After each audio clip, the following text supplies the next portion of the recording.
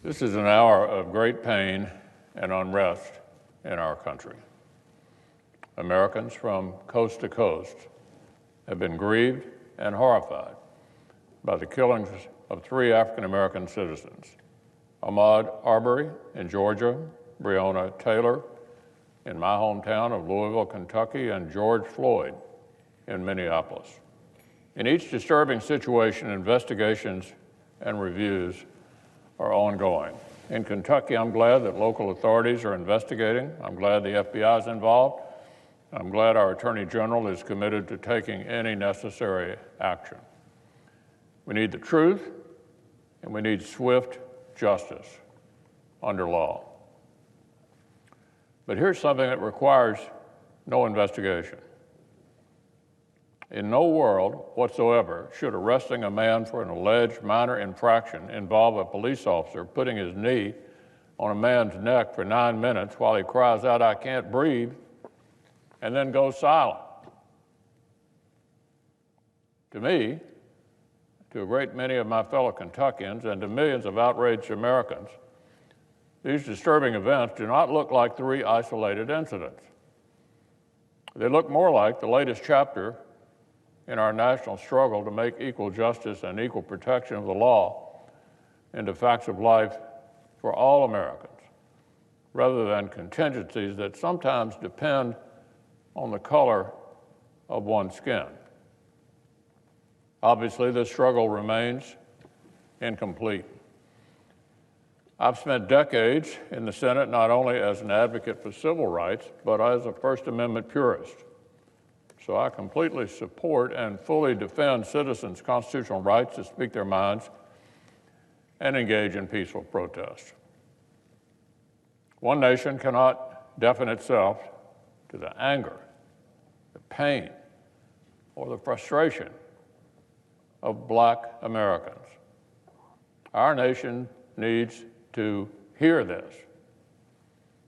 Yet over the last several days, citizens have watched with horror as cities across America have convulsed with looting, riots, and destruction.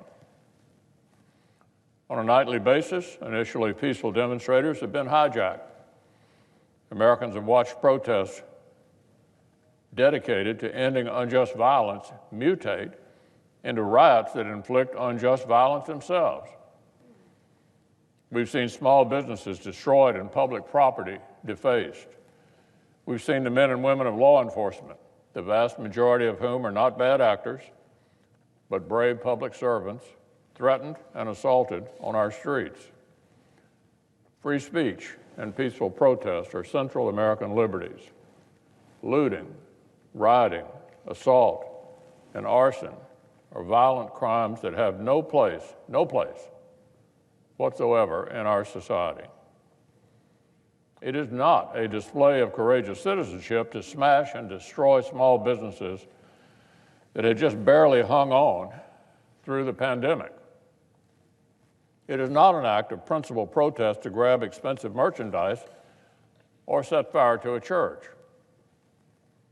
It does not advance freedom or justice to vandalize the World War II memorial that stands for those who bled and died for exactly those values. You do not advance peace by committing assault. You do not advance justice by inflicting injustice upon your neighbors. You do not promote the rule of law through anarchy. There is no constitutional right to commit violent crime or to terrorize communities, period. This cannot continue. It's already gone on for entirely too long. I hope state and local authorities will work quickly to crack down on outside agitators and domestic terrorists and restore some order to our cities. And if state and local leaders cannot or will not secure the peace and protect citizens and their property, I hope the federal government is ready to stand in the breach. In Kentucky, we are already seeing violence and tragedy compound on themselves. Several days ago, 7 people were shot in Louisville, none, according to the mayor, by law enforcement. Last night, one individual was shot and killed by authorities after the police were fired upon from within a crowd. We're learning about the incident as fast as we can.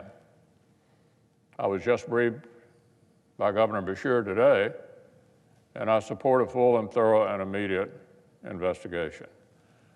But, Mr. President, this has to end. These important protests began with the notion that basic physical safety and legal protections must be non-negotiable for every single American, bar none.